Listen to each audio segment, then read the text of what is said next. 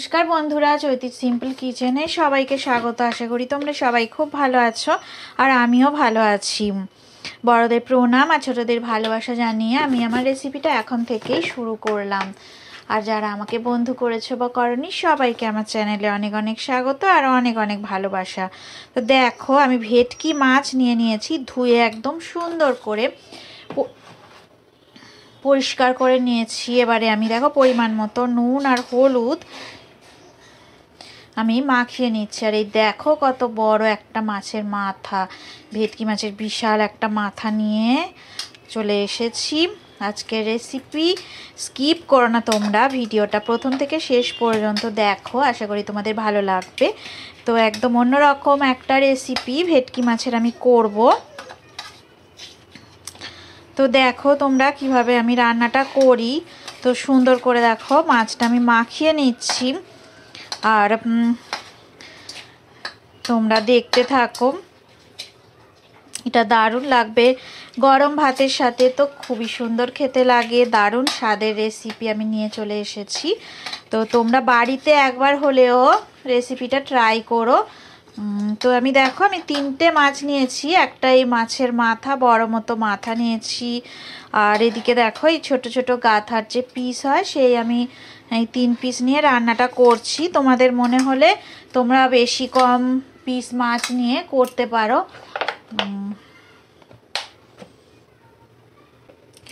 তো এইদিকে দেখো আমি কড়াতে তেল বসিয়ে দিয়েছি। তো মাছ ভাজার মতো পরিমাণ মতো সর্ষের তেল দিয়ে দিয়েছি। তো কড়াটা বেশ গরমও হয়ে গেছে। তো কড়া থেকে ধোঁয়া উঠছে, অনেকটাই গরম হয়ে গেছে। তো মাছ দেখো আমি দিয়ে দিচ্ছি। তো মিডিয়াম ফ্লেমে রেখে আমি মাছের মাথাটা আগে ভালো করে ভেজে নেব।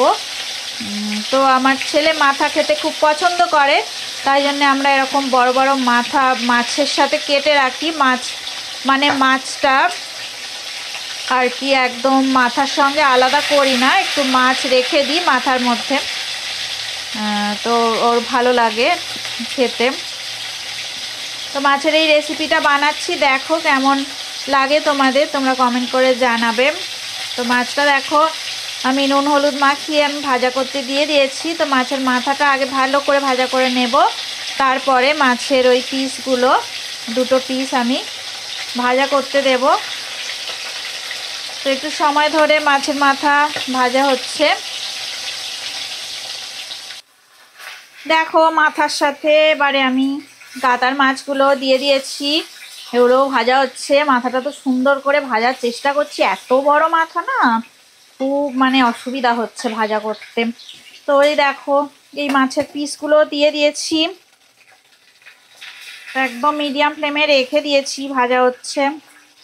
দেখো মাথাটা বিশাল মাথা, অসুবিধা হচ্ছে ভাজা করতে। এই যে দেখো এখন গাদার পিসগুলো দিয়ে দিয়েছি। আমরা 3 পিস মাছ নিয়ে আজকে ভেটকি মাছের একটা নতুন রেসিপি করছি। তো তোমরা দেখো কি রান্না বান্না হচ্ছে আজকে।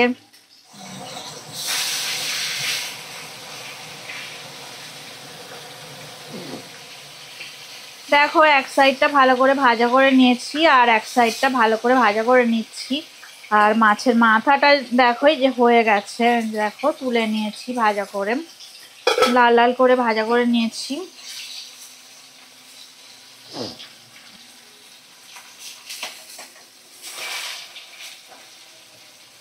তো অনেকটাই লাল হয়ে গেছে। এবারে মাছগুলো দেখো আমি তুলে নিলাম। তো এবারে কড়ার মধ্যে দেখো এবার আমি গোটা জিরে দেখো ফোড়ন দিয়ে দিচ্ছি, 1 চামচ জিরে ফোড়ন দিয়ে দিলাম।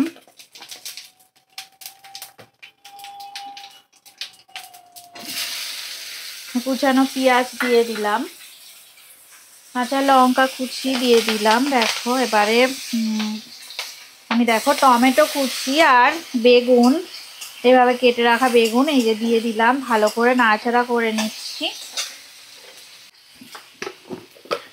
দেখো মিডিয়াম ফ্লেমে রেখে আমি রান্নাটা করছি। এই যে আমি একটু পরিমাণ মতো নুন দিয়ে দিলাম আর এরপর দেখো হলুদ গুঁড়ো দিয়ে দেব আর কাশ্মীরি রেড চিলি পাউডার একটু দিয়ে দিলাম অল্প করে।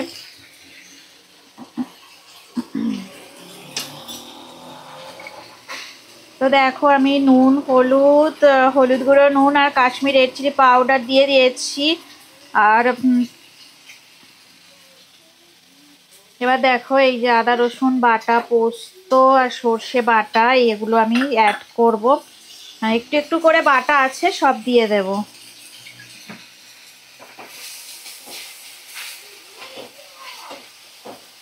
দেখো দিয়ে আমি নাড়াচাড়া করে নিয়েছি। এবার দেখো পরিমাণ মতো আদা রসুন বাটা আমি দিয়ে দিলাম,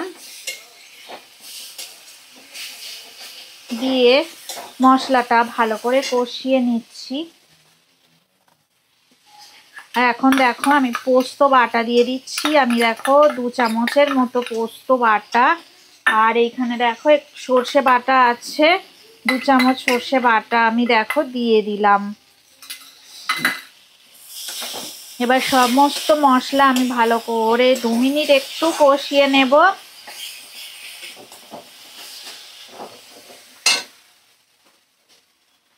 এরপর দেখো পরিমাণ মতো আমি জল দিয়ে দেব।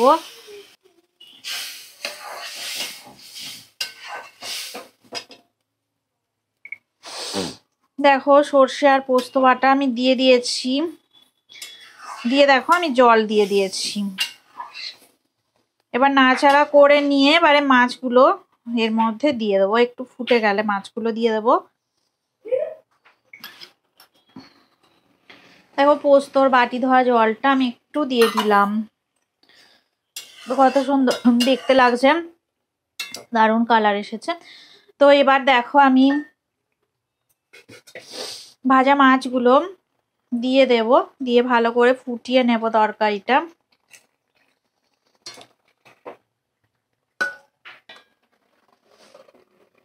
দু মিনিট একটু ফুটিয়ে নেব। দেখো 5 মিনিট হয়ে গেছে।